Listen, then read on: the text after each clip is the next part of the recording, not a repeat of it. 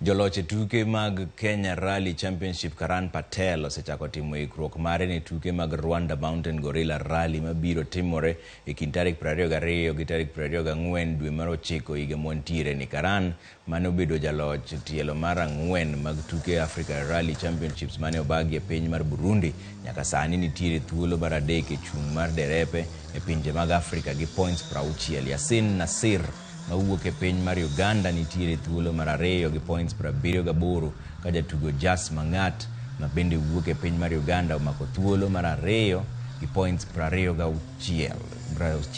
That is tielo mar Rwanda ibiro mar kilomita 348.